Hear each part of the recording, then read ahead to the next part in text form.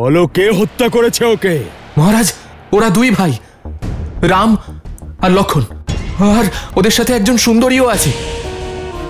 অপরূপ সৌন্দর্য স্ত্রীলোকের, হরিণের মতো চোখ, গজের মতো চলন, ফুলের মতো কোমলতা, দেবতার মতো তেজ। এমন সুন্দরী তো এই সম্পূর্ণ সংসারে কেবল একজনই আছে, মিথিলার রাজকুমারী সীতা। সীতা যদি সুন্দরী হয় তাহলে অপেক্ষা কিসের? এক্ষুনি ওকে বিধবা করে আমার কাছে নিয়ে আসবো। এত তারা কিসের ভ্রাতা? আমার মনে হয় যে ওদের ওপর কোনো রকম প্রহার করার থেকে ভালো হবে আমরা যদি ভ্রাতা রাবণকে এই বিষয় সম্পর্কে অবগত করাই। আমার সম্পূর্ণ বিশ্বাস যে এই সংবাদ লাভ করে ভ্রাতা বিশ্ববিজয়ের মতোই প্রসন্ন হবেন।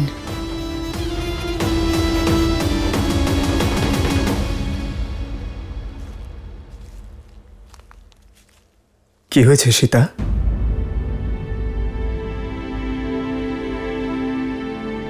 কিছু না আর্য।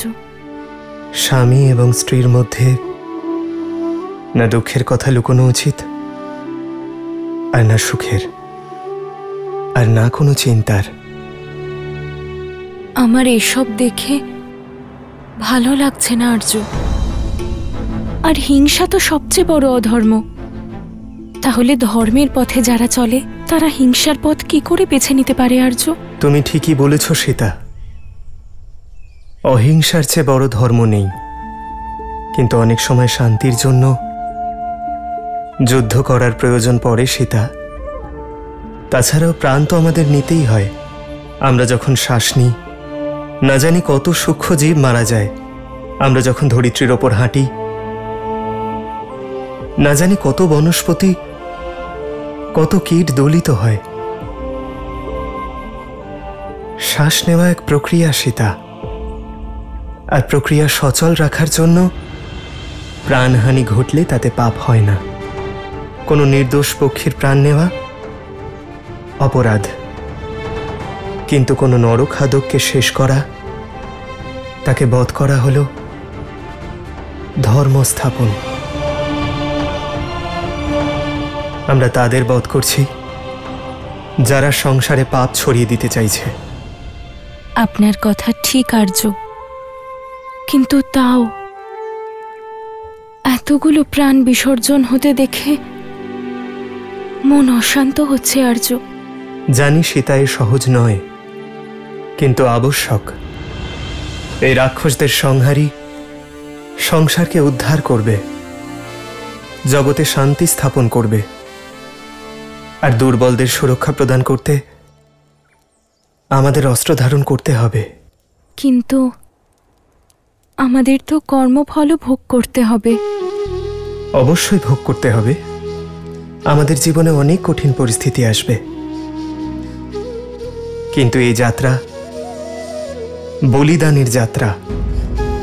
সমগ্র পরিবারের জন্য একজন ব্যক্তিকে বলিদান দিতে হলে তা যথাযথ। ঠিক তেমনি গ্রামের জন্য পরিবারের বলিদান,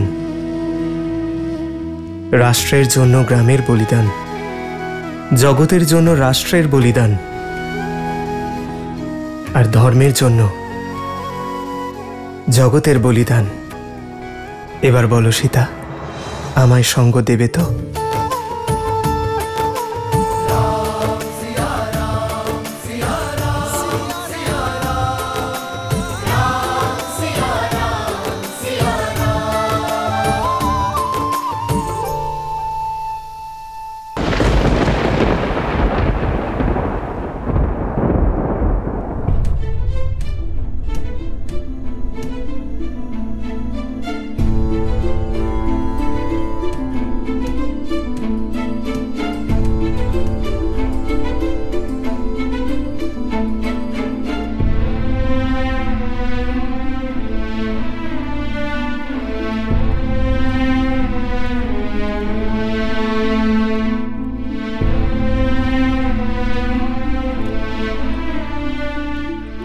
আমি জানি তুমি বালিকে কেন প্রাণদান করেছ হনুমান? বানরদের নিয়তির বিষয় আমি অনভিজ্ঞ নই। জাম্ববান মহাশয়, বালি আগে খারাপ ছিলেন না, কিন্তু ওনার ক্রোধ ওনাকে বুদ্ধিভ্রষ্ট করেছে। বালি সুগ্রীবের এই বিবাদে আমি বানর জাতির শক্তির এই পরাজয় দেখতে পারতাম না, আর তাই আমায় হস্তক্ষেপ করতে হয়েছে। আমার এখনো বিশ্বাস যে বালি নিজের অহংকার ভুলে মহারাজ সুগ্রীবকে আপন করে নেবেন, আর পূর্বের মতো সবকিছু আবার ঠিক হয়ে যাবে। তোমার আশা ভঙ্গ হতে দেখতে পাচ্ছি আমি। বালি কখনো আমাদের সঙ্গ দেবে না। রোমের বশে যদি অপমানের সীমা প্রখর হয়, তাহলে বিনাশ কেউ আটকাতে পারবে না। বালির অহংকারী ওর বিনাশের কারণ হবে। ভ্রাতা, ভ্রাতা বালি,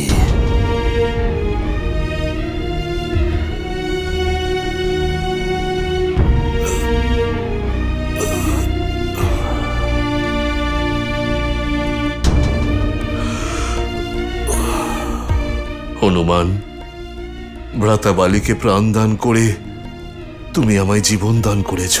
মহারাজ সুগ্রীব, কিন্তু আমি অত্যন্ত দুঃখিত যে বালির মতো বুদ্ধিমান ব্যক্তি কিভাবে এই সত্যটা দেখতে পাচ্ছেন না।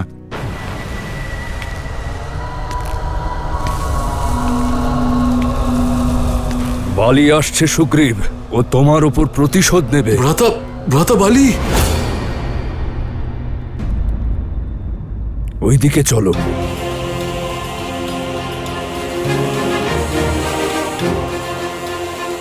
জয় শ্রীরাম।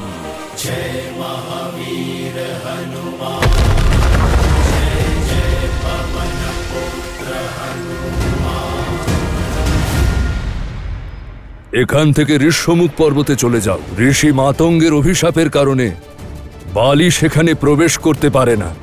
সুগ্রীব সেখানে সুরক্ষিত থাকবে। চলুন মহারাজ।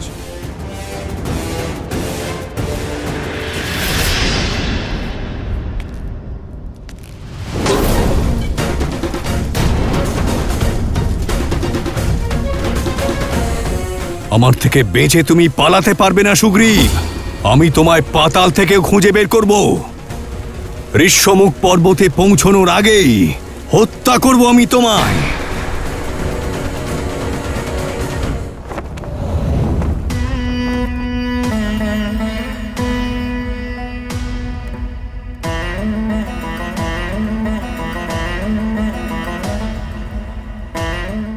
দশাননকে এই বার্তা দেবে কে?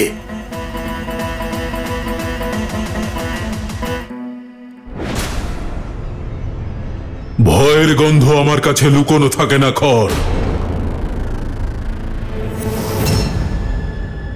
আর তার থেকেও বড় কথা, এই গন্ধ আমার পছন্দ নয়।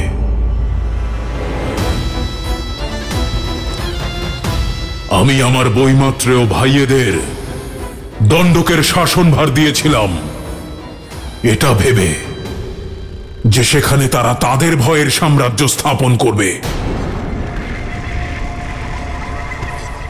এর জন্য নয় যে নিজেরা এভাবে ভয় পেয়ে আমার কাছে পালিয়ে আসবে। তোমাদের নতমস্তক পরিষ্কার প্রমাণ দিচ্ছে যে তোমাদের ভয়, তোমাদের ব্যাকুলতা যতটা উচিত ততটাই আবশ্যক। কিন্তু স্মরণে রেখো,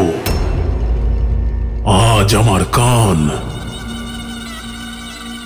কোন রকম দুঃসংবাদ শুনতে প্রস্তুত নয়। এই ভয় আবার দেখলাম তোমার চোখে, কিন্তু ভালো লাগলো, কারণ এ ভয় রাবণের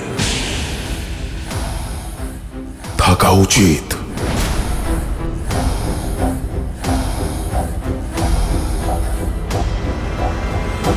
অভয় দিচ্ছি তোমায়, বলো। ভ্রাতা, লঙ্কেশ, বিরাটের মৃত্যু হয়েছে।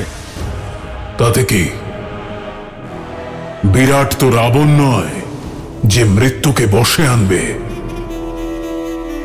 কিন্তু লঙ্কেশ, বিরাটের সংহার এক বনবাসী মানুষের হাতে হয়েছে। কিন্তু সে কোনো সাধারণ ব্যক্তি নয়।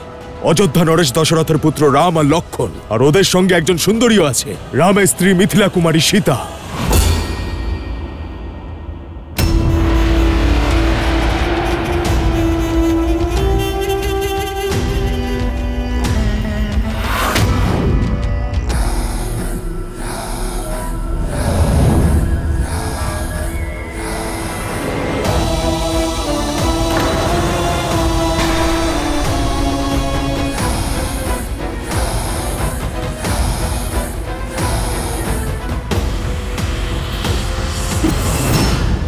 এই তলোয়ার সতর্কবাণী খর। বনের দায়িত্ব তোমার। সেখানে তৈরি হওয়া সমস্যা আমি দেখব কেন?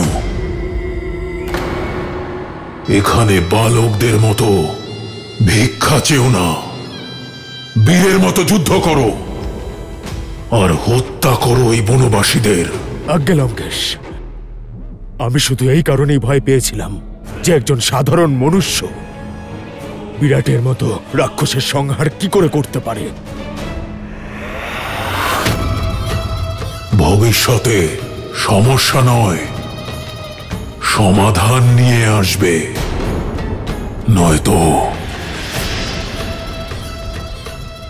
এখন যাও এখান থেকে, আর পরের বার নিজের সমস্যা আমায় জানানোর পূর্বে নিজের মস্তক নিজেই ছেদন করো, কষ্ট কম হবে। আর মনে রেখো, আমার ওই বনবাসীদের বিষয়ে কোনো আগ্রহ নেই। ক্ষমা করবেন লঙ্কেশ।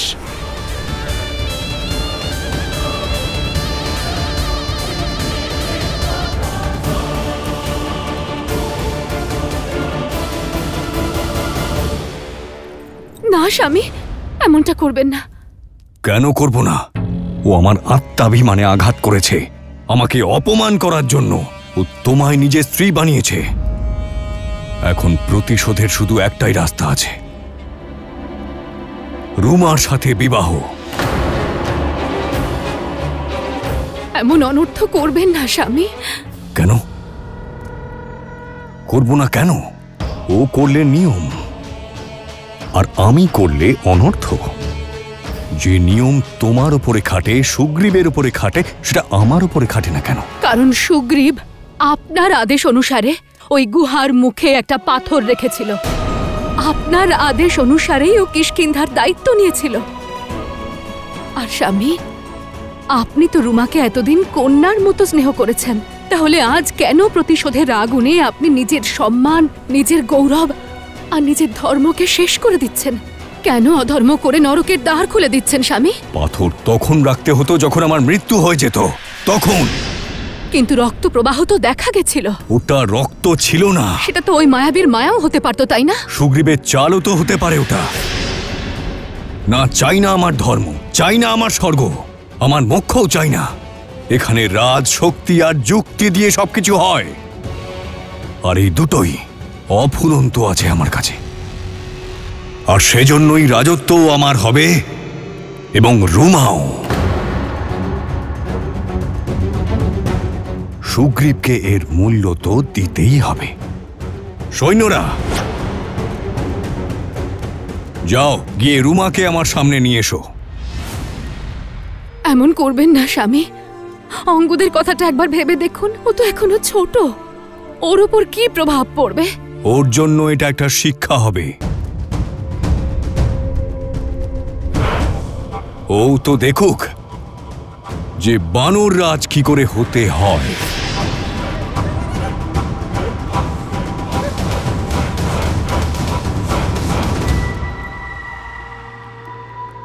জ্যেষ্ঠ ভ্রাতা? জ্যেষ্ঠ ভ্রাতা নয়,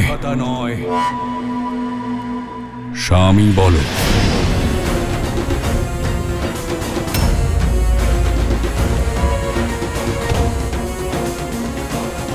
আজ থেকে তুমি আমার স্ত্রী।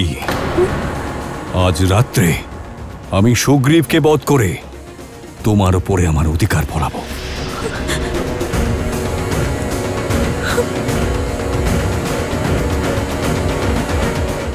সীতাকে যে রূপে আপনি দেখেছিলেন সে আর সেরকম নেই। সে এখন প্রাসাদের রাজকুমারী থেকে বনের সন্ন্যাসিনী হয়ে গিয়েছে।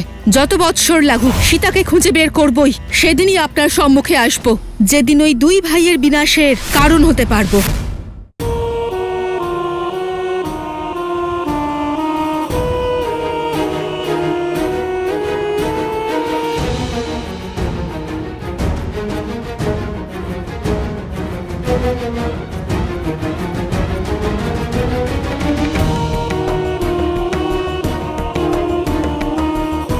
যা তোমার নয় সেটা পাওয়ার লালসা ছেড়ে যা তোমার রয়েছে সেটা নিয়েই সন্তুষ্ট থাকো।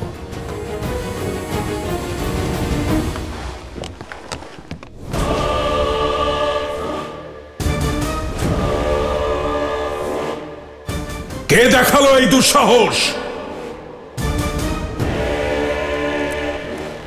কার নিজের প্রাণের মায়া নেই? সম্মুখে এসো। ক্ষমা করবেন ভ্রাতা, এই দুঃসাহস আমি করেছি, কারণ আমি আপনাকে কোনো ভ্রমের মধ্যে রাখতে চাই না। ভ্রম? হ্যাঁ ভ্রাতা, সীতাকে যে রূপে আপনি দেখে এসেছিলেন সে এখন আর সেরকম নেই। সে এখন প্রাসাদের রাজকুমারী থেকে বনের এক সন্ন্যাসিনী হয়ে গিয়েছে। একটু ভেবে দেখুন ভ্রাতা, সীতার সৌন্দর্য আর তেজের বিষয়। আপনার পাশে যদি লঙ্কার অধীশ্বরী হয়ে দাঁড়ায় তাহলে কেমন দেখাবে? ওর ভাগ্য আপনার জন্যই অপেক্ষা করে আছে। বেচারি, যে রাজকুমারকে বিবাহ করেছে তার কাছে রাজপ্রাসাদ তো দূরের কথা, কাঁটা থেকে বাঁচবার জন্য সামান্য পাদুকাও নেই। যে নারীর লঙ্কার কোমল শয্যায় বিশ্রাম নেওয়া উচিত সে অরণ্যের তৃণ শয্যায় ঘুমোচ্ছে। এই লঙ্কার সুগন্ধিত আর সুসজ্জিত সরোবরের পরিবর্তে জোঁক আর বিষাক্ত কীটেপূর্ণ বন্য জলাশয়ে স্নান করছে।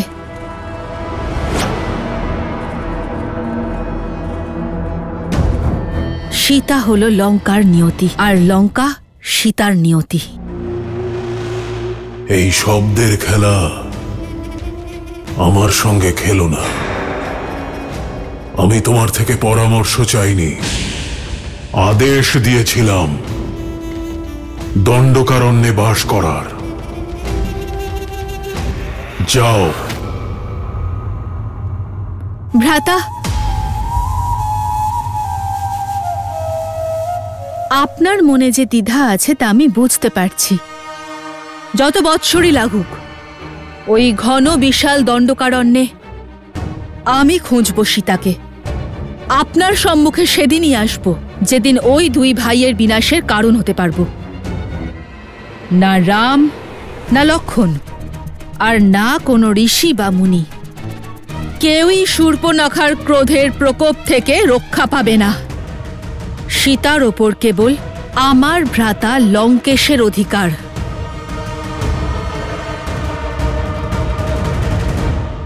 রাম রাম রাম রাম রাম রাম রাম রাম রাম রাম। মহারাজ, আর একটু ধৈর্য ধরুন, আমরা ঋষ্যমুখ পর্বতের নিকটেই আছি। রাম রাম রাম রাম। দাঁড়ান মহারাজ।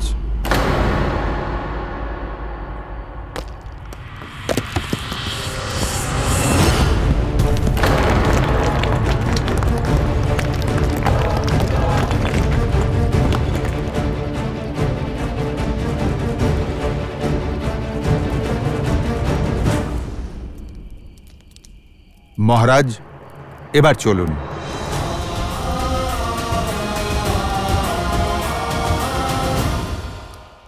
লক্ষণ, তোমায় উদাস লাগছে কেন? এই বনে আমরা বহু বছর বিচরণ করছি, কিন্তু এতদিন আমরা সেই বৃক্ষ পাইনি যা ঋষি অগস্ত্যের স্থানে পৌঁছে দেবে। দাদা, মনে হয় আমাদের সন্ধান করা সমাপ্ত হয়েছে।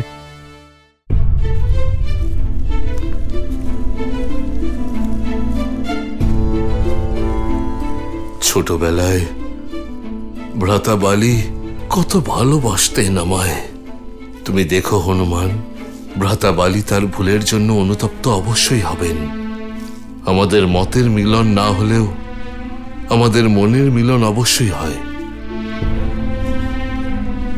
মহারাজ সুগ্রীব, প্রভু শ্রীরামের দয়ায় আপনার কথা সত্য হোক, কিন্তু এই সময় ভাবনা চিন্তা করবার সময় নয়, পরিকল্পনাকে সফল করার সময়। ঋষ্যমুখ পর্বত তো সামনেই, আর পরিকল্পনা তো ঋষ্যমুখ পর্বতেই আসার ছিল, তাই না? এই সকল বৃক্ষ, এগুলো ঋষ্যমুখ পর্বতের সীমাই তো। মহারাজ, আপনি চিন্তা করবেন না, আমি বালির প্রত্যেকটি প্রহার থেকে আপনাকে রক্ষা করব। কিন্তু হনুমান, যদি তুমি ভ্রাতার সম্মুখে যাও তাহলে উনি তোমার অর্ধেক শক্তি ছিনিয়ে নেবেন। মহারাজ, আমার পরিকল্পনা হলো যে আমি তার সম্মুখে নয়, তার পিছনে থাকব, আর আমি মহারাজ বালিকে ঋষ্যমুখ পর্বতের সীমানায় টেনে নিয়ে আসব। যখনই মহারাজ বালি ঋষ্যমুখ পর্বতের সীমানা স্পর্শ করবেন, ওনার পাওয়া অভিশাপ ওনার প্রাণ হরণ করবে। কিন্তু এসব হবে কি করে হনুমান? আর ভ্রাতার প্রাণ? মহারাজ সুগ্রীব, যদি জীবিত থাকতে চান তাহলে আমার উপর বিশ্বাস রাখুন।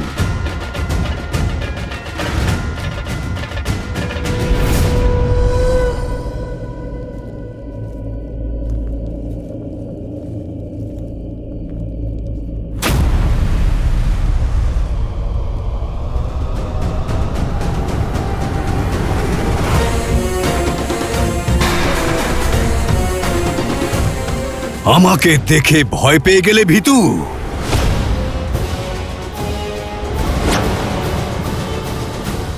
যদি আমার প্রাণও চলে যায় তাও আমি আপনার সঙ্গে যুদ্ধ করব না। তোর এই প্রাণটা ছাড়া তোর কাছে আর আছেটাই বাকি। এখন তোর রাজ্যটাও আমার, আর রুমাও। আর আমায় বাধা দেবেন না মহারাজ সুগ্রীব।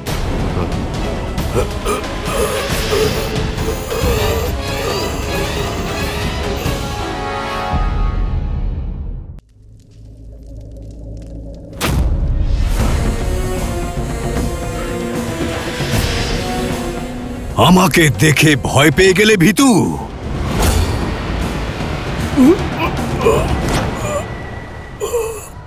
আপনি প্রাণ নিয়ে নিলেও আমি আপনার সঙ্গে যুদ্ধ করব না ভ্রাতা। তোর এই প্রাণটা ছাড়া তোর কাছে আর আছেটাই বাকি। এখন তোর রাজ্যটাও আমার, আর রুমাও। এবার আমায় আর বাধা দেবেন না মহারাজ সুগ্রীব।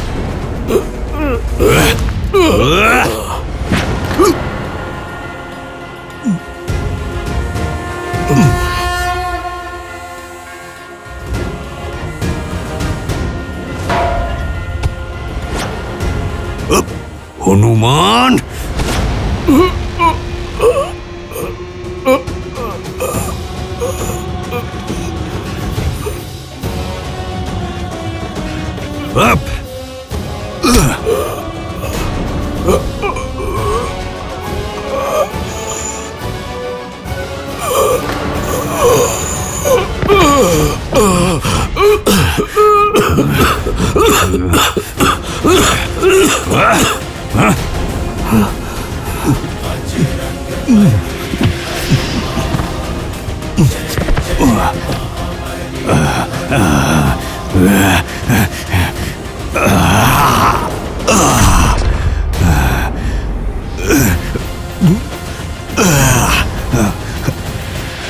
মহারাজ সুগ্রীব, আর মাত্র কিছুটা যেতে হবে। আপনি ঋষিমুখ পর্বতের সীমানায় যান।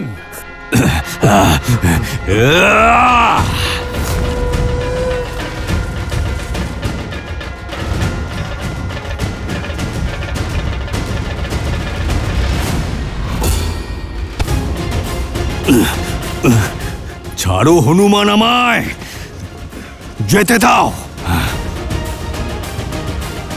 মহারাজ বালি, ঋষিমুখ পর্বত স্পর্শ করার আনন্দ গ্রহণ করবেন না? আমি চাইলে এই মুহূর্তে আপনাকে পর্বতের শিখরে ছুঁড়ে ফেলতে পারি, যেখানে পড়েই আপনি ঋষি মার্তণ্ডের অভিশাপে ভস্ম হয়ে যাবেন। আমি সুগ্রীবকে না মেরে যাব না এখান থেকে। তাহলে তো আমরা চিরকালের জন্য এই অবস্থাতেই থাকব মহারাজ বালি। মহারাজ বালি, আপনি আমার কথা বোঝার চেষ্টা করুন। একটা উপায় আছে আমার কাছে। মহারাজ সুগ্রীবকে ঋষিমুখ পর্বতেই থাকতে দিন, আর আপনি কিষ্কিন্ধায় রাজত্ব করুন। আপনি আমাকে কথা দিন, উনি যতদিন এখানে থাকবেন আপনি ওনার কোনো রকম ক্ষতি করবেন না। কারণ যদি এখানে আসেন তাহলে আমি সত্য সত্যই আপনাকে কিছুতেই ক্ষমা করব না। রাজা হওয়ার সুযোগ হারিয়ে খুব কষ্ট হয়, তাই না? আপনি রাক্ষস হয়ে গেছেন, কিন্তু আপনাকে শাস্তি আমি দেব না, স্বয়ং আমার প্রভু শ্রীরাম দেবেন।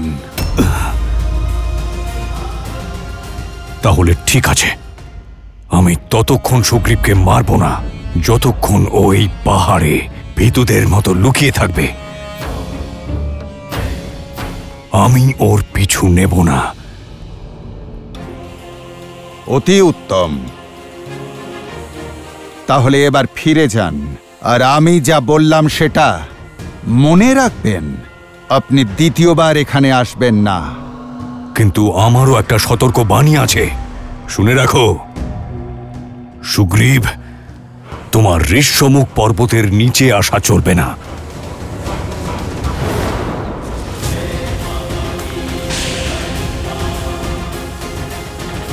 বালি, ছলনার দ্বারা আমার শক্তি নিয়ে নিলেও আমার সঙ্গে যুদ্ধ করার জন্য আপনাকে সীমানা অতিক্রম করতে হবে।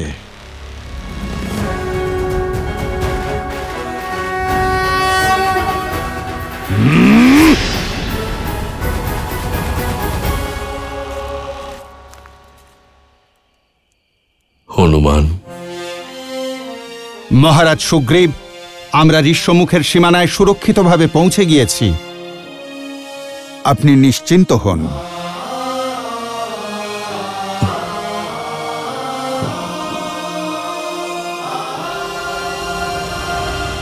ধন্যবাদ হনুমান, তুমি জীবন দান করেছ আমায়। কিন্তু আমার দুর্ভাগ্য দেখো, আমার জ্যেষ্ঠ ভ্রাতা আমার থেকে আমার স্ত্রী, আমার গৃহ, আমার রাজ্য সব ছিনিয়ে নিলেন। মহারাজ সুগ্রীব, অধর্মের প্রভাব দ্রুত বিস্তার লাভ করে, আর ততটাই দ্রুততার সঙ্গে তা বিনষ্টও হয়ে যায়। বালির বিনাশ অবশ্যই হবে, কারণ ধর্মের রক্ষক আমার প্রভু শ্রীরাম আসছেন। জয় শ্রীরাম। জয় শ্রীরাম।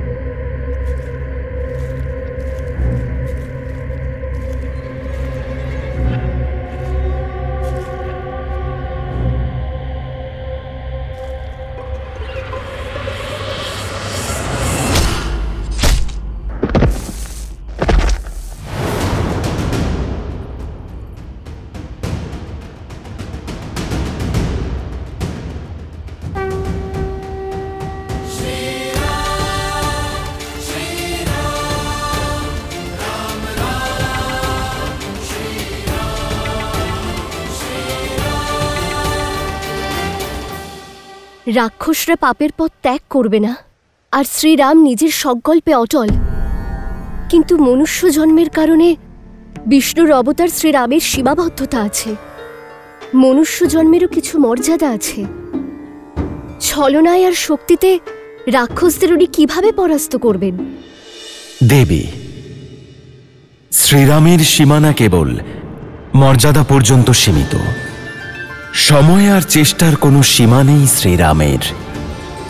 আর এই কারণেই এই বনবাসকালে শ্রীরাম অসংখ্য রাক্ষসকে সংহার করে অনেক ঋষি আর ঋষিকন্যাদের উদ্ধার করলেন। আয়ুষ্মান ভব। এইভাবেই ধর্মের রক্ষার জন্য এগিয়ে যাও। নিয়তি তোমাদের সঙ্গেই আছে। আর সেই সঙ্গে জ্ঞানদান করতে থাকলেন।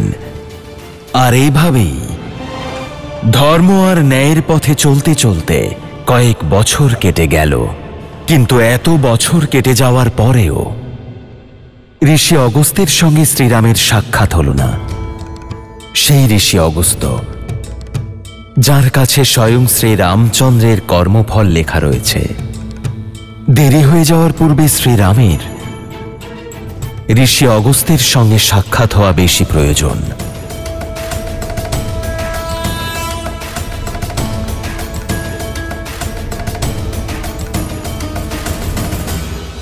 লক্ষণ, বলো দাদা। কি হয়েছে? তোমাকে উদাস দেখাচ্ছে। এই বনে আমরা বহু বছর ধরে বিচরণ করছি দাদা, কিন্তু এখন অবধি আমরা সেই বৃক্ষ পেলাম না যা আমাদের ঋষি অগস্ত্যের স্থানে পৌঁছে দেবে। মাঝে মাঝে আমার মনে হয় যে সত্যই কি এমন বৃক্ষ রয়েছে, নাকি শুধু তা কাহিনীতেই রয়েছে। মৌমাছিরা জানে না লক্ষণ, যে পুষ্পের তারা মধু সংগ্রহ করছে তার পরাগও সংসারে ছড়িয়ে দিচ্ছে। আমরা পথিক লক্ষণ, আর পথিকের কর্তব্য হল কোনো কর্মফলের ইচ্ছে না রেখে কর্তব্য পালনের পথে এগিয়ে চলা, কোনো আশা না রেখে নিরন্তর প্রয়াস করতে থাকা। আর কেই বা জানে, যা আমরা নিরন্তর খুঁজছি হয়তো তা আমাদের চোখের সামনেই আছে, কিন্তু আমরা তা দেখতে পাচ্ছি না।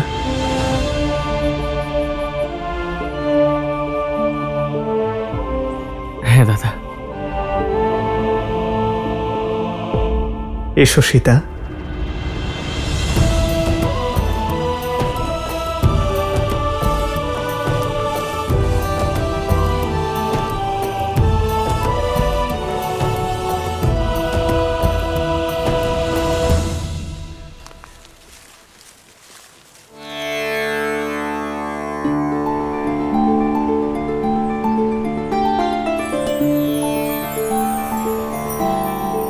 সন্ধ্যা হতে চলেছে। আজ রাতে আমাদের এখানেই বিশ্রাম নেওয়া উচিত। আচ্ছা দাদা।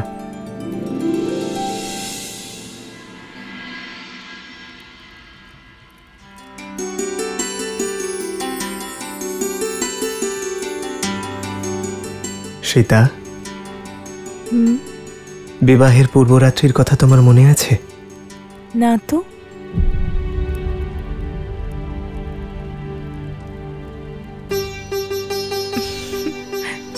মনে সেটা করতে হয় যেটা মানুষ ভুলে যায়, কিন্তু আমি তো আজও সেই মুহূর্তে আছি, তাকে অনুভব করছি। সে রাতেও চাঁদ এমনই শীতল ছিল, আর মিথিলার শীতল বাতাসে মিশে ছিল আমার সীতার সুগন্ধ। আমি তো জানতাম না যে ধনুর্ধারী রাম কথায়ও পারদর্শী। আপনি তো কবির মতো বলছেন। জীবন সঙ্গিনী যদি প্রকৃতির মতো হয়, যে কেউ কবি হতে পারে। রাম রাম রাম রাম। দাদা সাবধান, এ শুধুই কণ্ঠস্বর দাদা, কাউকেই দেখতে পাচ্ছি না। নিশ্চয়ই এইসব ওই দুষ্ট রাক্ষসদের কোনো ষড়যন্ত্র। রাম রাম। এ কি প্রকার ধ্বনি আর্য? যাই হোক না কেন, শুভ বলে মনে হচ্ছে না। আমার মনে হচ্ছে যেন এই সম্পূর্ণ বন বেদনার সাগরে ডুবে আছে। রাম রাম। শব্দ ওখান থেকে আসছে। সাবধান দাদা, এটা কোনো রাক্ষসের ছলনাও হতে পারে। রাম রাম। তোমার সেবার সুরক্ষা করার জন্যই আমি এই বনে এসেছি দাদা, তাই সামনে আমিই থাকবো।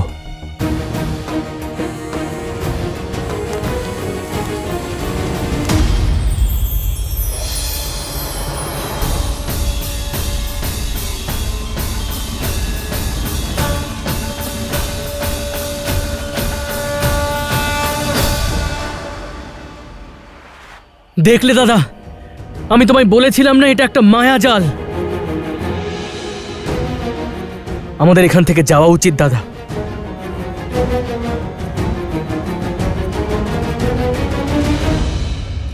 রাম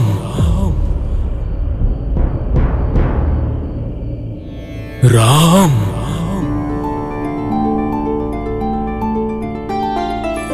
রাম। না লক্ষণ, এই বৃক্ষের আহ্বানে কোনো ছলনা নেই। করুণার ধ্বনি শুনতে পাচ্ছি আমি। রাম। সাবধানে দাদা। রাম।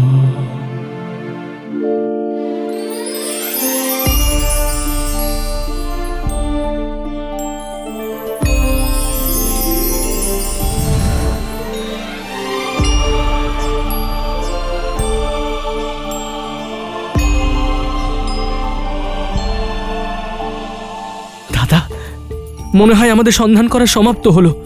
অগস্ত্য মুনির কাছে পৌঁছে দেওয়া সেই বৃক্ষ এটাই।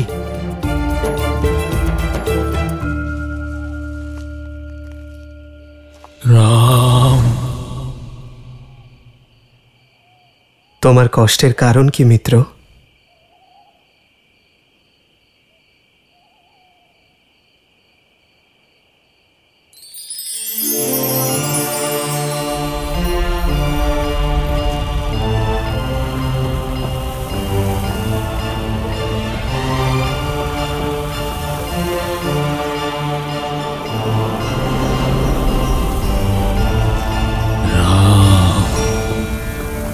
রাম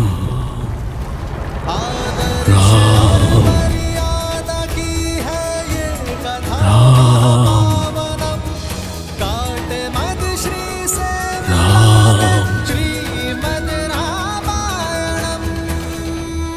আপনি আমার নাম কি করে জানলেন?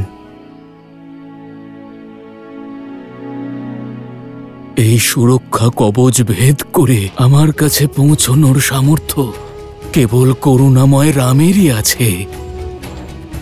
কত যুগ পেরিয়ে গেল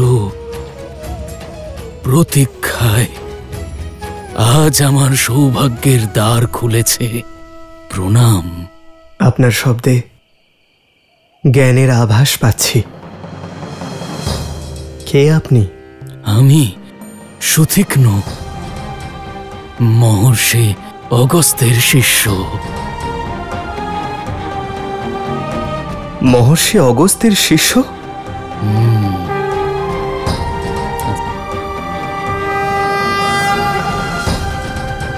কোথায় ছিলেন আপনি ঋষিবর? যদি আগেই আপনার দেখা পেতাম তাহলে আপনার আর আমাদের কিছু বছর বেঁচে যেত। আপনি হয়তো জানেন না যে ঋষি অগস্ত্যকে আমরা কোথায় কোথায় খুঁজেছি। এখন তো আমার মনে হচ্ছে যেন আমাদের জীবন সার্থক হয়ে গেল। এবার শীঘ্রই আমাদের বলুন যে আপনার গুরুদেব ঋষি অগস্ত্য কোথায় আছেন। এতেই ক্লান্ত হয়ে পড়লে? মহর্ষি অগস্ত্য আর আমি কত কাল, কত যুগ ধরে শ্রীরামের প্রতীক্ষা করছি।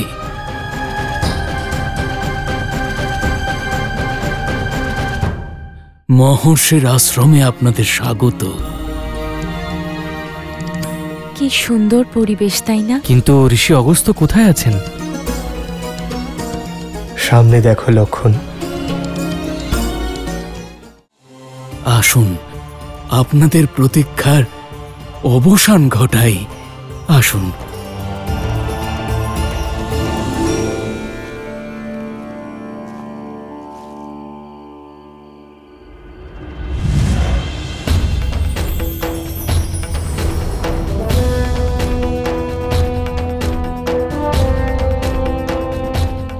আসুন রাম, এই পথ দিয়ে আসুন।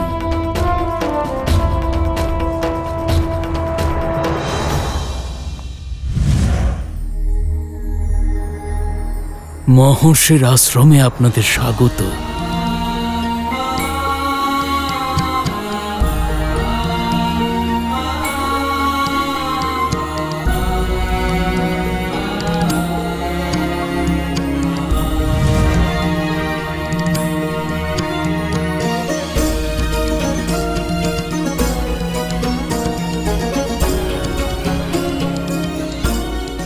কি সুন্দর পরিবেশ, তাই না?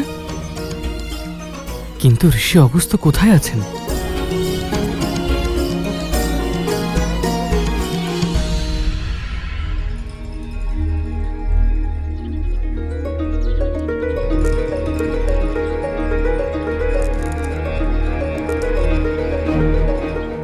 সামনে দেখো লক্ষণ।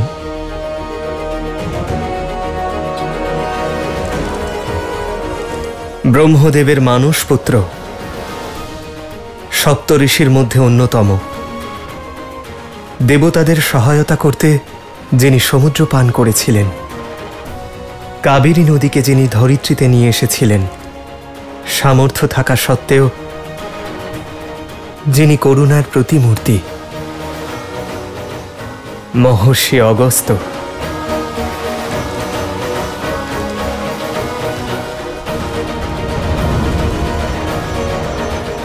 এসেছ রাম?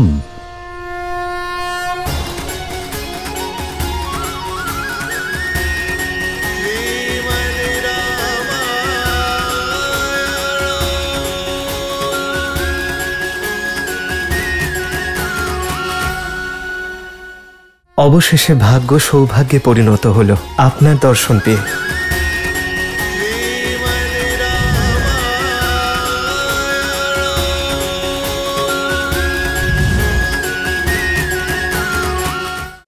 হ্যাঁ মহর্ষি,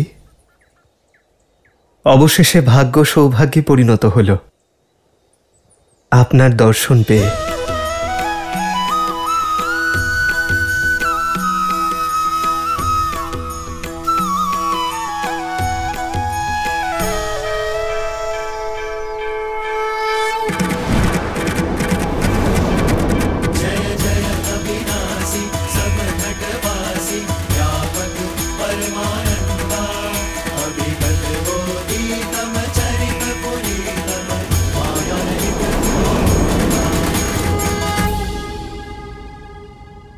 श्री राम श्री राम श्री राम श्री राम श्री राम श्री राम श्री राम। যশস্বী হও। মন বলছে যে এত যুগের প্রতীক্ষার পর আমার শ্রীরাম চিরতরে এখানেই থেকে যাক, কিন্তু আমি জানি আপনার উদ্দেশ্য অনেক বড়, আর উদ্দেশ্য পূরণের জন্য সময় অত্যন্ত সীমিত। পরীক্ষার সময় আসন্ন, আর সামনের পথ অত্যন্ত কঠিন। প্রতিদিন ধৈর্য আর শক্তি ক্ষীণ হতে থাকবে। তাই আমরা আপনার কাছে এসেছি মহর্ষি। পথ যতই কঠিন হোক, গুরুর উপদেশ তাকে সহজ করে দেয়। তুমি ঠিক বলেছ রাম, কিন্তু আরো একটা সত্য আছে। তুমি এখনো পর্যন্ত যত রাক্ষস বধ করেছ, আসন্ন মায়াবী রাক্ষসদের তুলনায় তারা অত্যন্ত তুচ্ছ। খর ও দূষণের পাপ বিনাশ করে তোমাকে মহাবলী রাক্ষসরাজ রাবণের সঙ্গে লড়তে হবে। যদি সে মহাবলী হয়ে থাকে তাহলে আমরাও রঘুবংশীয়। আমাদের থেকে না রাবণ বাঁচতে পারবে আর না তার সৈন্যদল। লক্ষণ, আমার অনুজ সরল ঋষিবর শীঘ্রই আবেগপ্রবণ হয়ে যায়। ওকে ক্ষমা করে দিন আর আমাদের পথ দেখান। রাম, তোমার বনবাসের এটা অন্তিম পর্যায়ে। এই পর্যায়ে এসে তোমাকে আরো অনেক কঠিন পরীক্ষার সম্মুখীন হতে হবে। সেই আগত সংকটে তোমার সাহায্যের জন্য আমি কিছু দিতে চাই।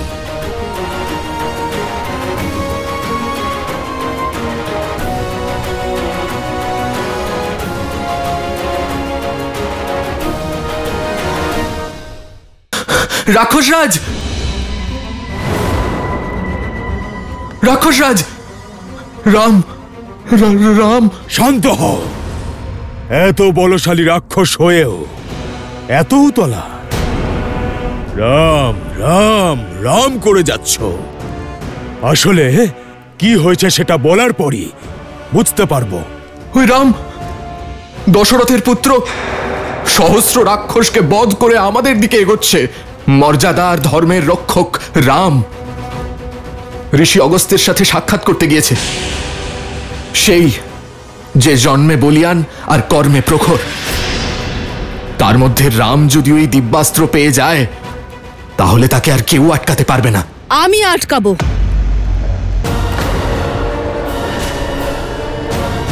প্রতিশ্রুতি পালন করার সময় এসে গিয়েছে। এই শূর্পণখা রাম আর তার ভাইয়ের সংহার করে সীতাকে চিরকালের জন্য ভ্রাতা রাবণের হাতে সমর্পণ করবে। না মাতা, আপনি কোথাও যাবেন না।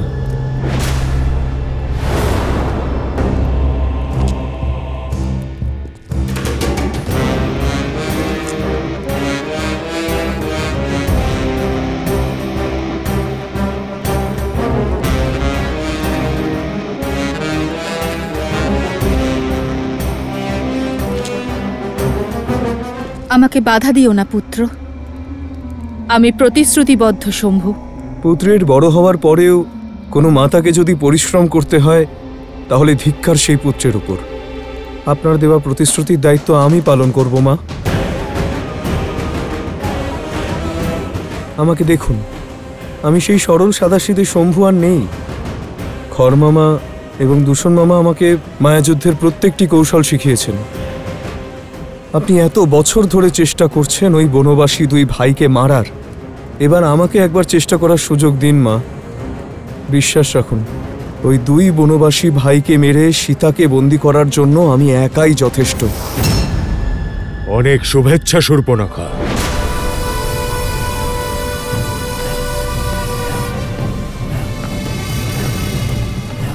তোমার পুত্র এখন বড় হয়ে গিয়েছে। খুব ভালো ভাগ্নে, কিন্তু সাহস আর মূর্খতার মধ্যে কিঞ্চিত ব্যবধান থাকে। নিজের শত্রুর শক্তিকে কম মনে করা মৃত্যুকে আমন্ত্রণ জানানোর সমান। আপনার মনে হয় আমি প্রস্তুত নই?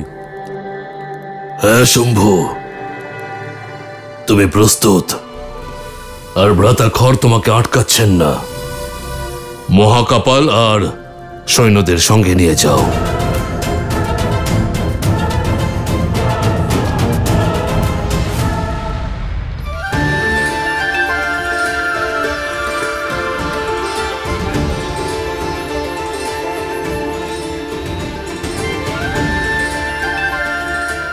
এই দৈব খর্গ তোমায় দিলাম লক্ষণ।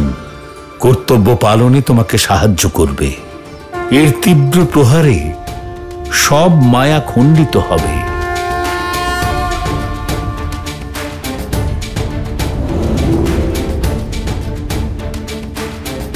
এটা বিশ্বকর্মা দ্বারা নির্মিত বৈষ্ণব ধনুক। এর বিশেষত্ব হল এর থেকে নিক্ষিপ্ত একটি তীর অনেক তীরে রূপান্তরিত হয়।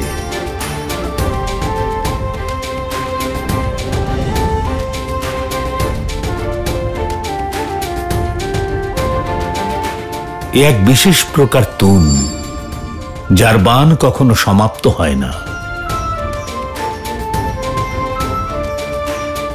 ধন্যবাদ ঋষিবর।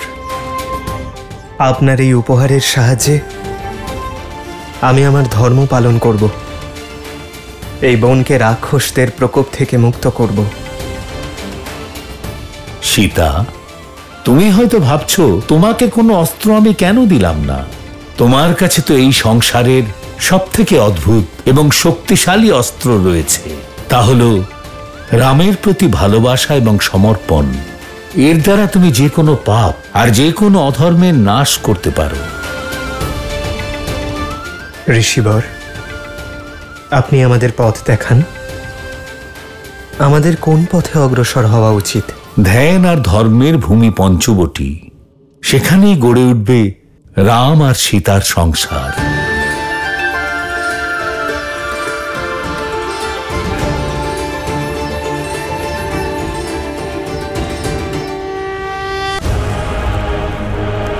ওই বনবাসীদের দেখা মাত্রই শেষ করে ফেলবে ওদেরকে মেরে আমার মাকে উপহার দিতে চাই।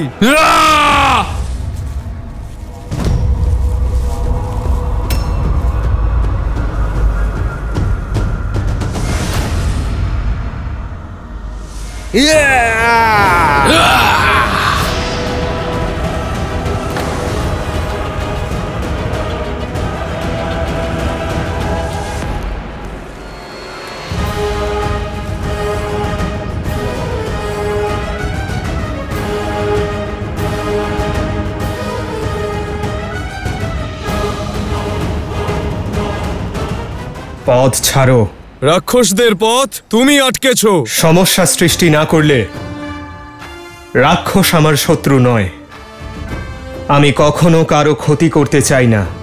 ক্ষতি তো এবার আমরা করব, তোমার গৌরবের, তোমার আত্মসম্মানের। কি ভেবেছিলে এতগুলো রাক্ষসকে বধ করে তুমি চুপচাপ চলে যাবে আর রাক্ষসরা চুপ করে থাকবে? আমরা এর প্রতিশোধ নেব। হ্যাঁ হ্যাঁ, আমরা প্রতিশোধ নেব। যদি নিতেই হয় তবে অহংকারের ওপর প্রতিশোধ নাও, তাকে ভস্ম করো। আমরা রাক্ষসরা জ্ঞান শুনতে পছন্দ করি না, আমরা শুধু যুদ্ধে বিশ্বাস করি।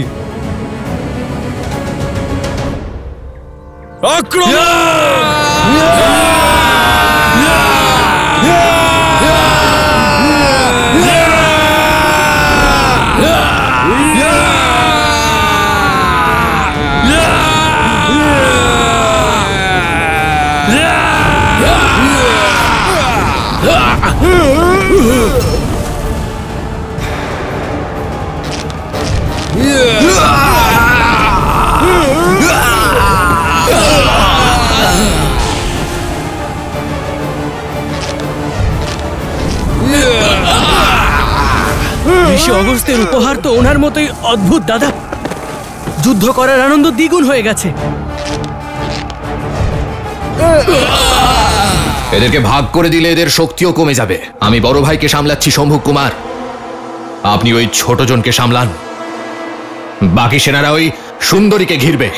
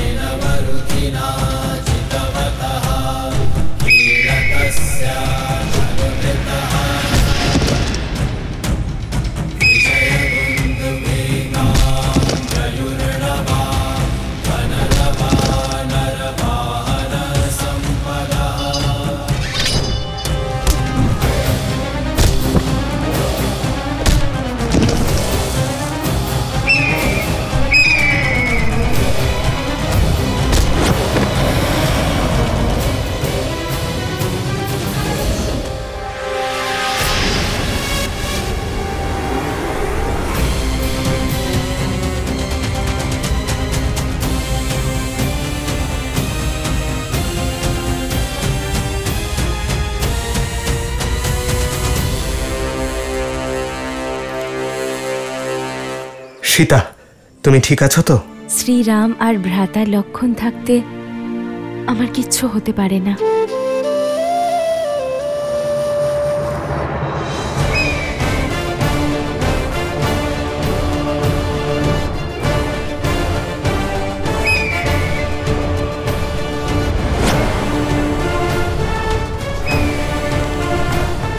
না লক্ষণ, দাদা নিশ্চয়ই ও কোনো মায়াবী, না হলে কোনো পাখি এত বড় হতে পারে না।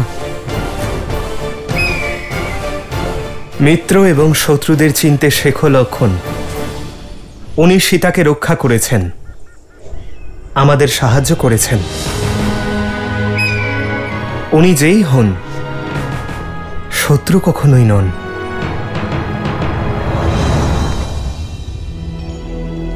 गिधराज से भेंट भई बहुविधि प्रीति बढ़ाई, गोदावरी निकट प्रभु रहे परन ग्रह छाई।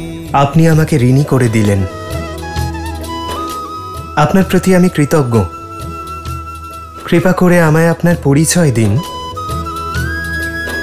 যাতে আপনার এই ঋণ আমি মনে রাখতে পারি। মিত্রর পরিবারকে সাহায্য করা কোনো ঋণ নয় রাম। আমি পক্ষীরাজ গরুড়ের বংশধর জটায়ু।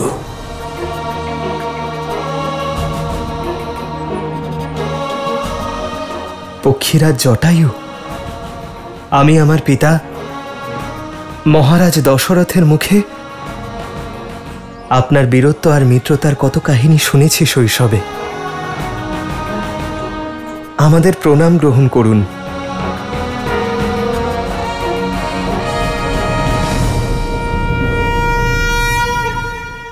আমার পিতার মিত্র, আমারও পিতৃতুল্য। আপনি আমাদের কাছে পূজনীয় পক্ষীরাজ।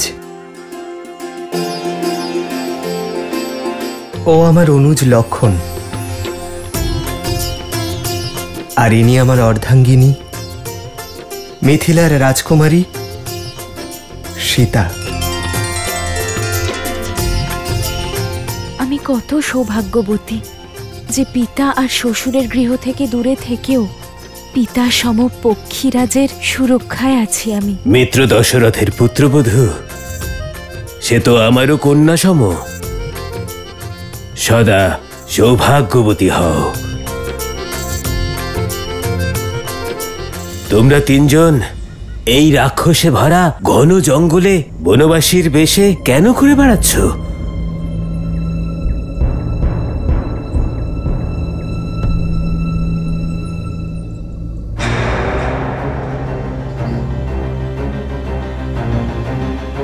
এমন সুন্দরী তো বিশ্ব ব্রহ্মাণ্ডে আর দ্বিতীয়টি নেই। ওদের দুজনকে মেরে ফেলার পরে মামা রাবণের জন্য নয়, আমার মা এই উপহারে খুব খুশি হবেন। আর তা আমার জন্য আমার বিজয়ের পুরস্কার হবে। কাপুরুষতার সব সীমা অতিক্রম করেছো তুমি। উদ্দেশ্য পূরণ না করেই ফিরে এসেছো, তাও আবার একা। আমার পুত্র শম্ভু কুমারকে রক্ষা করতে গিয়েছিলে না, আর তাকেই ফেলে এসেছো। তুমি জীবিত কি করে ফিরে এলে মহাকাপাল? তোমার আত্মসম্মানকে তো হত্যা করে দিয়েছে ওই রাম। আমি ক্ষমা প্রার্থী, কিন্তু কি করতাম? এক পলকে ওই দুই ভাই আর ওই পক্ষী মিলে আমাদের সেনাবাহিনী ধ্বংস করে দিল। বহু কষ্টে নিজের প্রাণ বাঁচিয়ে শুধু আপনাকে এই সংবাদ দিতে এলাম যে শম্ভু কুমারকে পালাতে আমি দেখেছি। অপেক্ষা করুন, ও এক্ষুনি চলে আসবে। দশাননের ভগিনী আমি, একই রক্ত বইছে আমাদের দুজনের শরীরে। আমি অপেক্ষা করতে পারবো না। আমি নিজেই যাব আমার পুত্রকে খুঁজতে।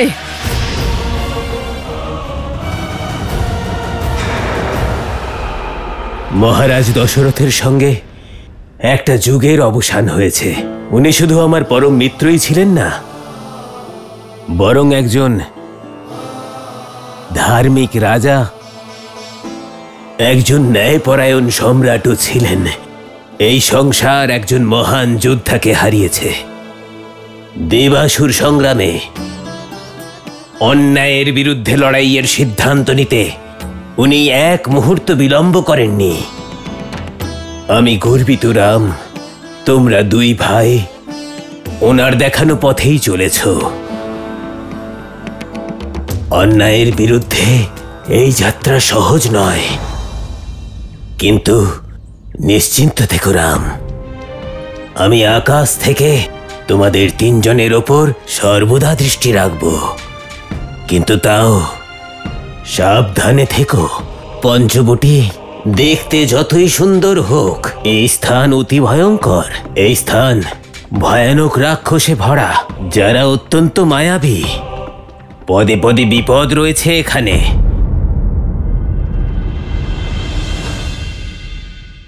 এই কেমন বৃক্ষ যার শিকড় মাটিতে নেই?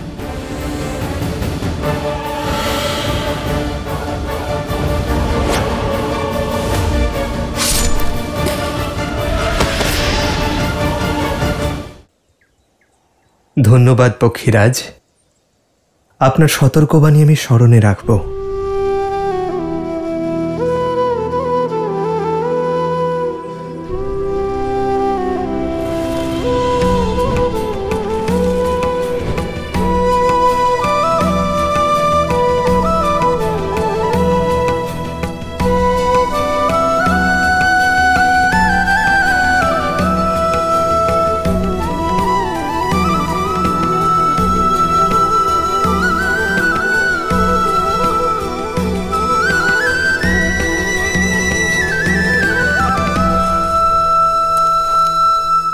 কিন্তু আমি সর্বদা প্রস্তুত থাকব নিজের মিত্রর সন্তানের সহায়তার জন্য।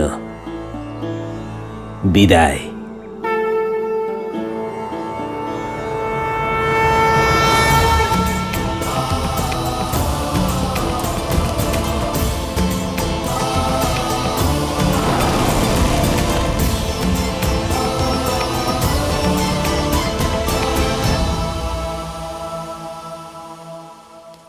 শম্ভু, তুমি কোথায় পুত্র? শম্ভু, শম্ভু কুমার।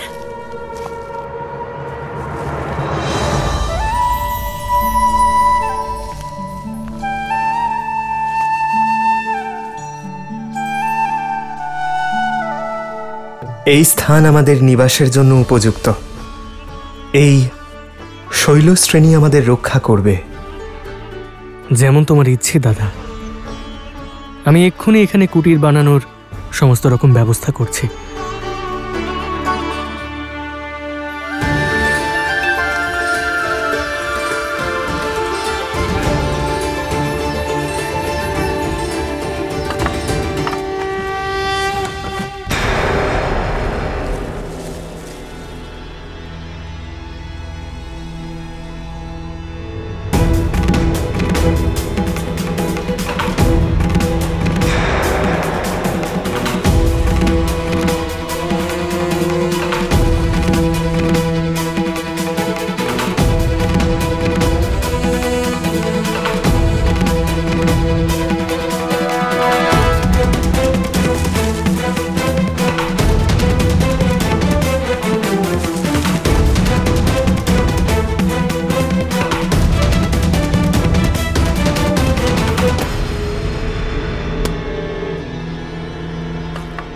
সামনেই জলাশয় আছে, আমি জল ভরে নিয়ে আসছি।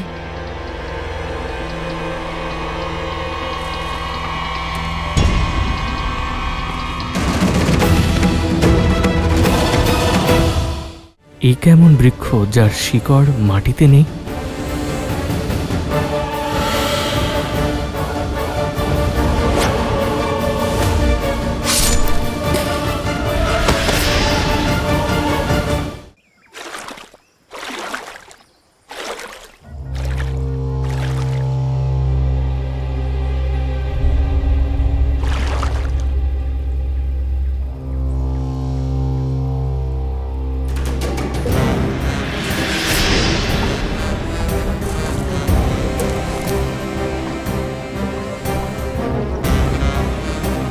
বৌঠান,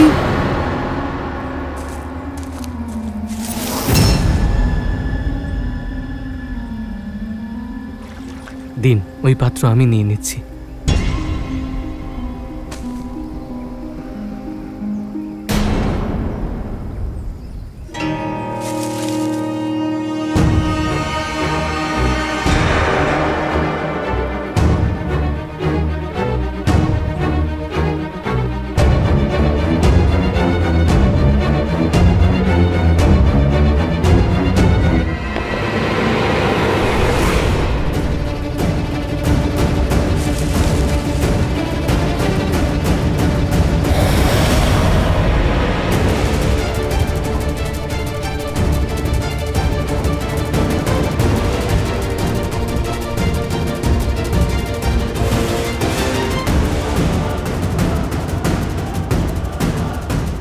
কি দেখছো ভ্রাতা লক্ষণ? চলো, ভোজনও তৈরি করতে হবে। হ্যাঁ বৌঠান, আপনি যান, আমি আসছি।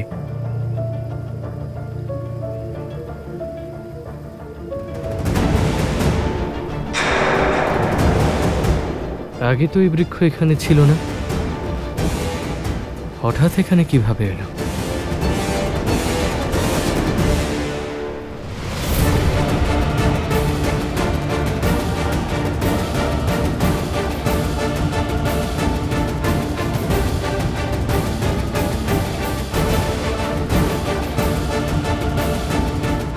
শম্ভু কুমার, পুত্র পুত্র শম্ভু কুমার,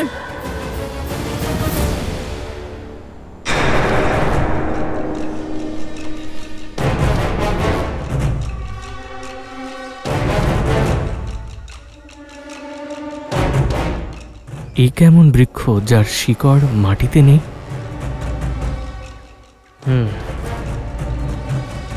হতেই পারে, আমার জানা নেই।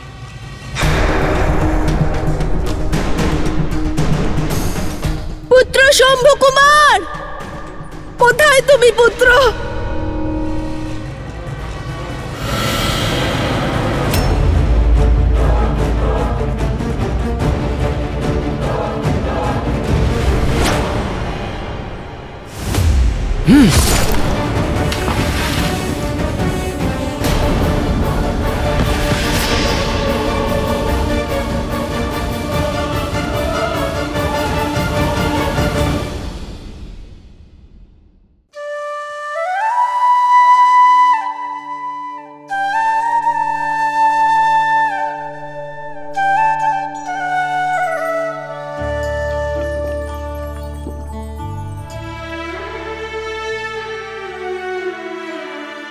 খুব মিষ্টি জল।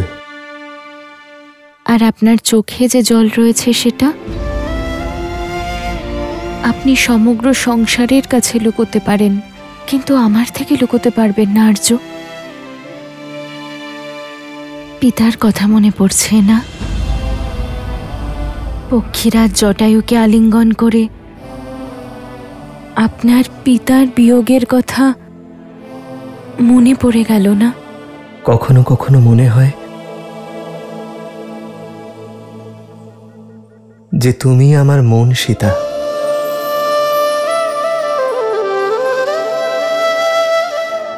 আমার মনের ভাবনা, চিন্তা, কষ্ট, আনন্দ,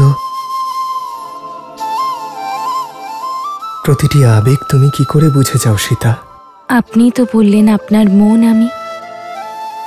সীতার নিঃশ্বাস এই শরীর দ্বারা গ্রহণ করলেও সীতার হৃদয় শুধু রাম আছে আর্য।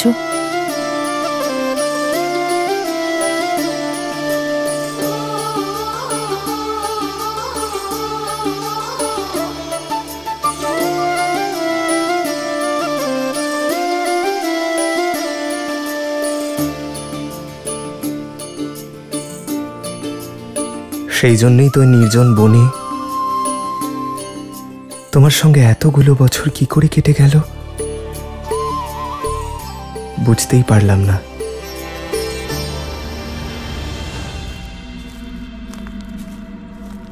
তুমি কোথায় পুত্র?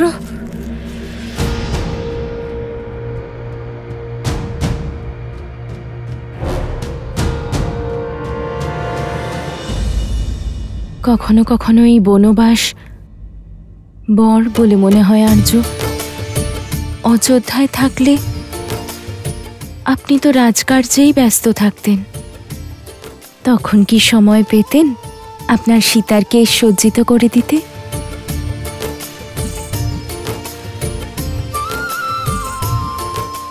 আসুন, এবার আমি আপনার কেশ সজ্জিত করে দিই।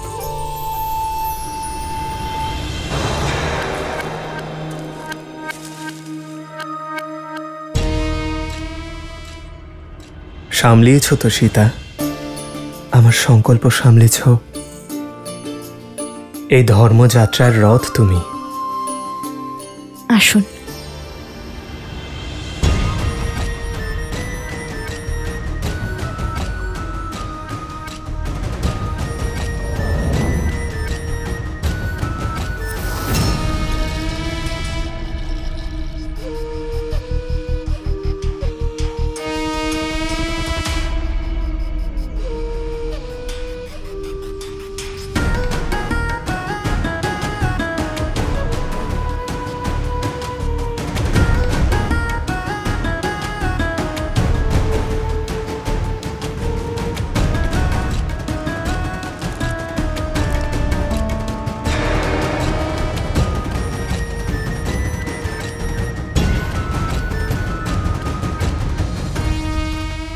কে এই দিব্য পুরুষ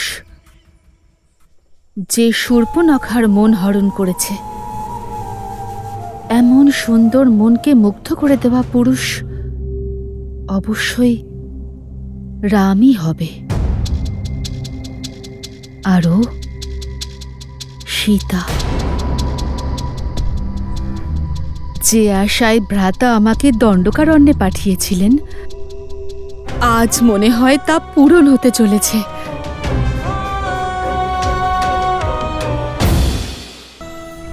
আমি খুঁজব সীতাকে। সীতার ওপর কেবল আমার ভ্রাতা লঙ্কেশের অধিকার। ভ্রাতাকে দেওয়া প্রতিশ্রুতি পালন করার সময় এসে গিয়েছে। রামের থেকে সীতাকে সর্বদার জন্য আমি দূরে সরিয়ে দেব। সন্ধ্যা হয়ে আসছে, আমি ভোজন তৈরি করে নিই।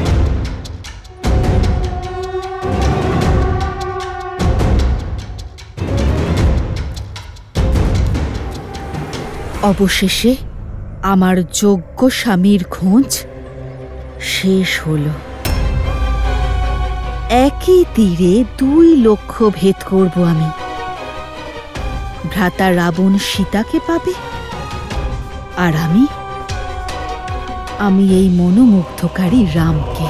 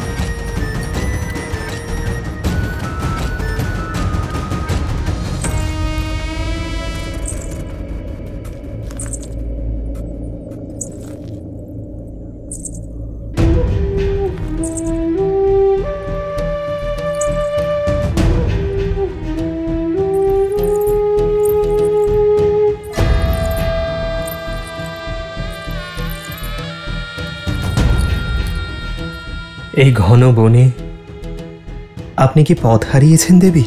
পথ তো আমি আগে হারিয়েছিলাম, কিন্তু আজ আমি আমার লক্ষ্যে পৌঁছে গিয়েছি। তোমার বীরত্বের না জানি আমি কত কাহিনী শুনেছি রাম, কিন্তু ভেবেছিলাম সবই কল্পনা। কিন্তু আজ তোমাকে সম্মুখে দেখে তোমার দৈবিক রূপের আভাস পেলাম। তোমার এই যৌবন, তোমার মুখে সূর্যের মতো এই তেজ, আর তোমার এই 2টি বলিষ্ঠ বাহু, আর এই নির্মল হাসি যে কোনো কারোর মন হরণ করতে পারে রাম। তুমি সম্পূর্ণভাবে আমার মন জয় করেছো। আপনার পরিচয় দিন দেবী, আর এখানে আসার প্রয়োজন বলুন। প্রয়োজনও তুমি আর প্রাপ্তিও তুমি, মনের ইচ্ছাও তুমি আর হৃদয়ের কামনাও তুমি। আমি আমার নয়, আপনার পরিচয় চেয়েছি দেবী। কি এটুকুই কি যথেষ্ট নয় যে আমি এক পরম সুন্দরী নারী আর তুমি এক সর্বশ্রেষ্ঠ পুরুষ? আমাদের প্রেম আর সম্পর্ক আমাদের পরিচয় হয়ে দাঁড়াবে, আর আমার এখানে আসার প্রয়োজন তুমি আমার চোখেই দেখতে পাবে। ওহো, সেই পুরুষকে আমার খুব ভালো লাগে, যাকে পাওয়া একটু কঠিন হয়। কঠিন হয়েও না রাম, আমি শুনেছি যে শক্তির পাশাপাশি তুমি বুদ্ধিতেও শ্রেষ্ঠ।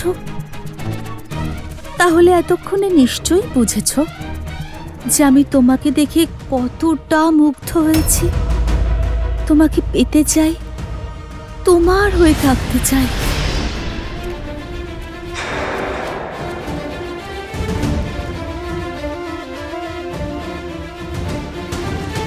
আমি আপনাকে অসম্মান করতে চাই না, কিন্তু ক্ষমা করবেন, আমি আপনার প্রস্তাব গ্রহণ করতে পারবো না। এরকম বলো না রাম। বহু বছরের অপেক্ষার পর কাউকে নিজের যোগ্য বলে মনে হয়েছে। কি ত্রুটি আছে আমার? কেন আমাকে নিজের যোগ্য মনে করছো না? আপনার মধ্যে কোনো ত্রুটি নেই দেবী, কিন্তু আমি বিবাহিত। আর্য, আপনি কার সঙ্গে কথা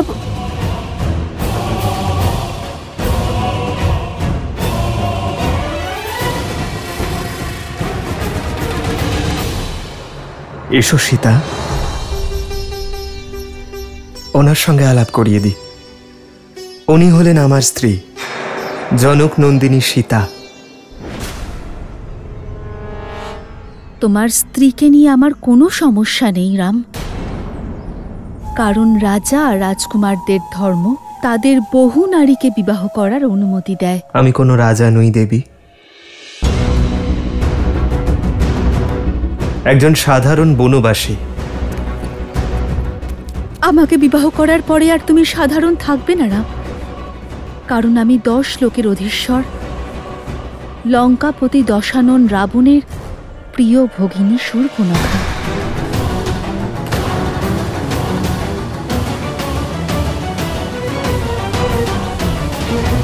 দণ্ডকারণ্যের রাজা খর আর দূষণও আমার ভ্রাতা।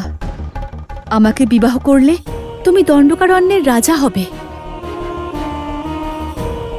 আর আমি হব তোমার মহারানী। আর যদি তুমি চাও তাহলে তোমার এই সীতাকে আমি আমার দাসী করে রাখব। ক্ষমা করবেন দেবী, আমার রাজ্যপাট, পদ বা প্রতিষ্ঠার প্রতি কোনো মোহ নেই, নয়তো আমি বনবাসী হতাম না। আমার পরিস্থিতি বুঝুন দেবী, আমি এক পত্নী ব্রত পালন করছি। আমার ধর্ম ও মর্যাদার সম্মান করুন।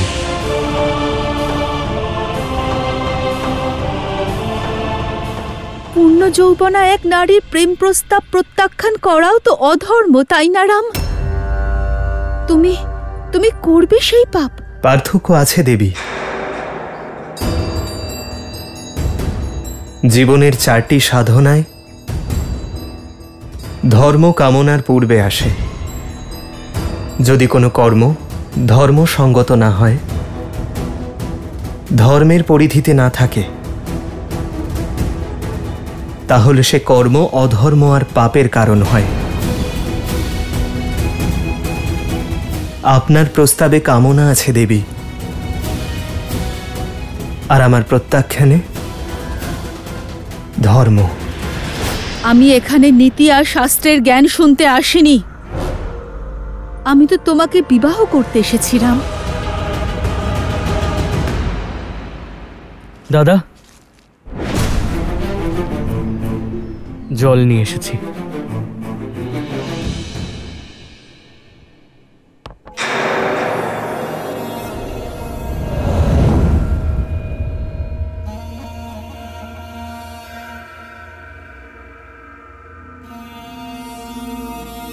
কে এই যুবক?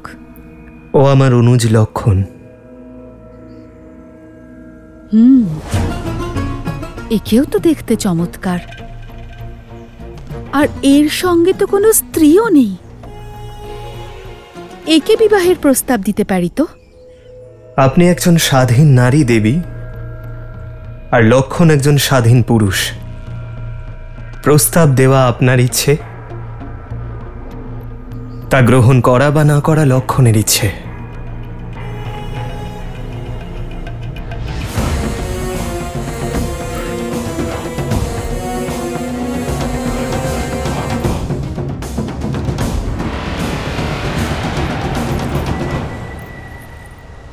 বীর পুরুষ, সংযোগ দেখো।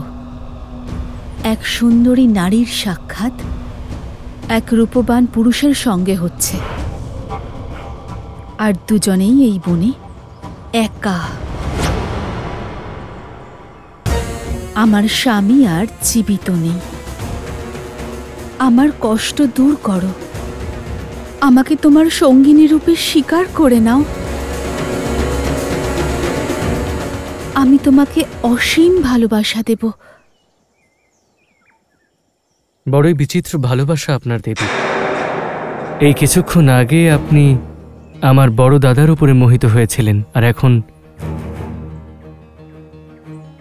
আমার কাছে চলে এলেন। তোমার ভ্রাতা মূর্খ, কিন্তু তোমার মুখ দেখেই বুঝতে পারছি যে বাস্তব জ্ঞান তোমার অনেক বেশি। বাস্তবের সঙ্গে আশা করি আপনি অনভিজ্ঞ দেবী।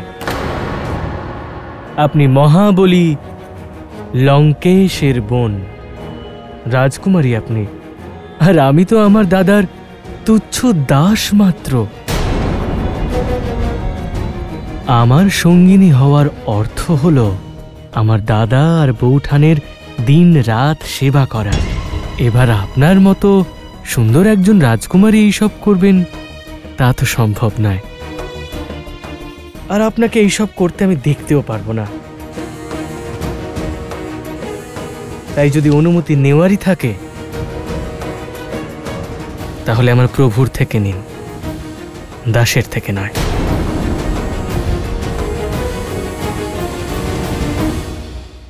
স্ত্রীর প্রতি ভালোবাসা আর এক পত্নী ব্রতে আবদ্ধ তুমি, তাই না? আজ আমি সেটাই শেষ করে দেব। আর স্ত্রী যদি না থাকে, তাহলে ভালোবাসা আর কোনো প্রতিশ্রুতি তোমাকে আমার থেকে দূরে সরিয়ে নিতে পারবে না। তোমরা দুই ভাই মিলে আমার অনুভূতি নিয়ে খেলা করছো। কেন রাম, কেন? আপনার অনুভূতি অনুচিত দেবী, আর প্রস্তাব অনৈতিক।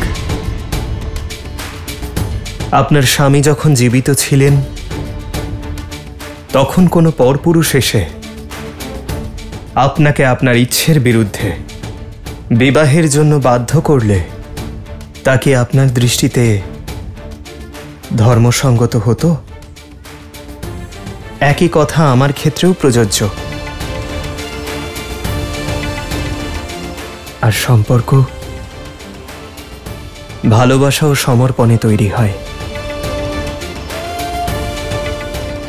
কামনা এবং ছিনিয়ে নেওয়ার প্রয়াসে নয়।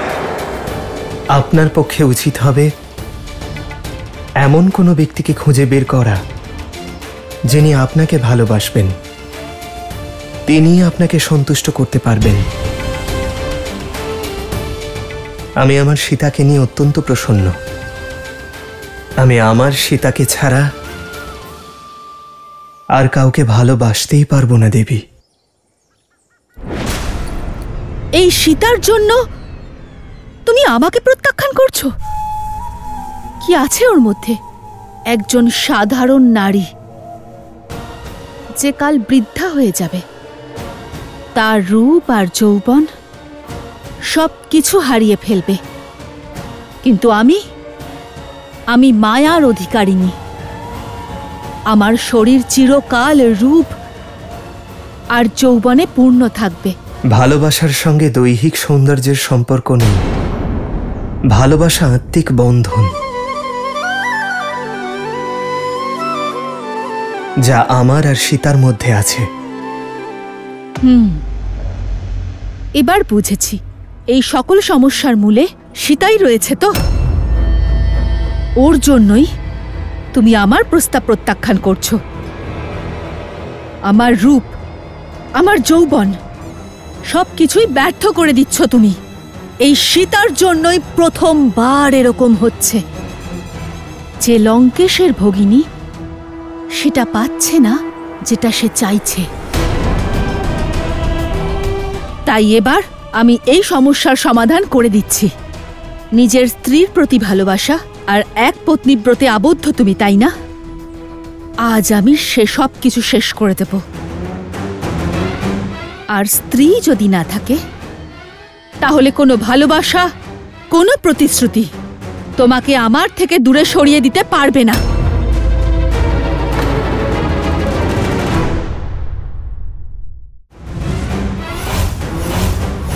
দুষ্ট রাক্ষসী, যে রূপ আর সৌন্দর্যের অহংকারে পরিপূর্ণ হয়ে এত বড় পাপ করার দুঃসাহস করেছিলে, তাই এখন তোমার আজীবনের অভিশাপ হয়ে থাকবে।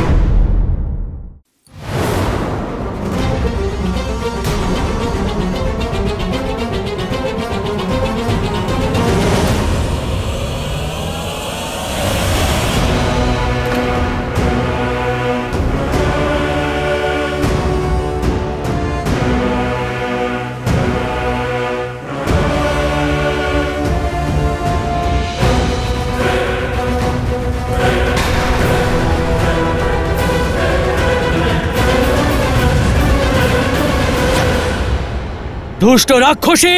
সীতা! না ভ্রাতা লক্ষণ, স্ত্রী হত্যার পাপ করো না।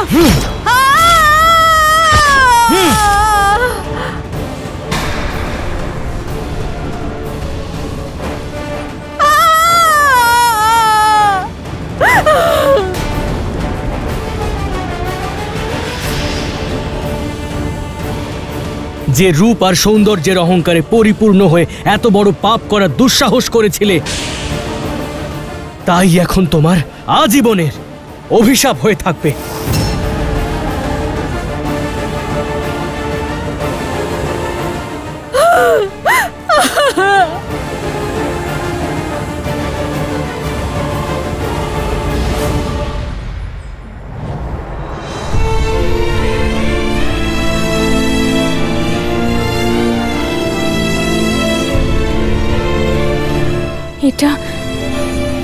এটা ঠিক হলো না আর্য। এক নারীর সম্মানের উপর প্রহার করা হয়েছে, এর মূল্য কিন্তু আমাদের দিতেই হবে। তারকাবধের পূর্বে গুরু বিশ্বামিত্র বলেছিলেন, স্ত্রী হোক বা পুরুষ, যে ধর্মের সীমা লঙ্ঘন করবে, অপরের কষ্টের কারণ হবে, তার অবশ্যই শাস্তি পাওয়া উচিত। সীতা, লক্ষণ যা করেছে তোমার প্রাণ রক্ষার্থে করেছে।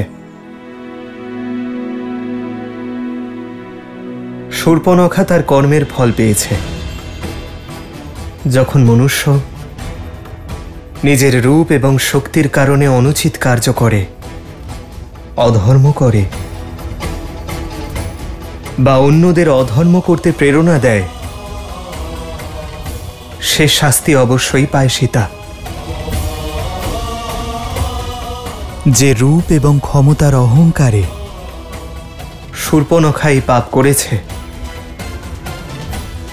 তা কেড়ে নেওয়াই তার কর্মের ফল সীতা। কিন্তু ওর উপর যে প্রহার হলো,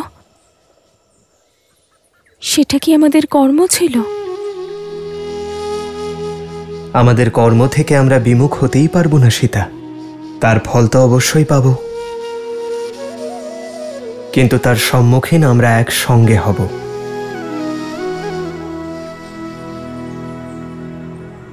রাবণের বোনের উপর প্রহার হয়েছে, এবার সমগ্র রাক্ষসকুল আপনার উপর প্রতিশোধ নিতে চাইবে। যেভাবে জীবনের প্রতিটি পরিস্থিতির আমরা একসঙ্গে সম্মুখীন হয়েছি, এক্ষেত্রেও তাই করব। কারণ সংকটকে ভয় পেয়ে ধর্মের পথ থেকে সরে আসা রঘুকুলের রীতি নয় সীতা।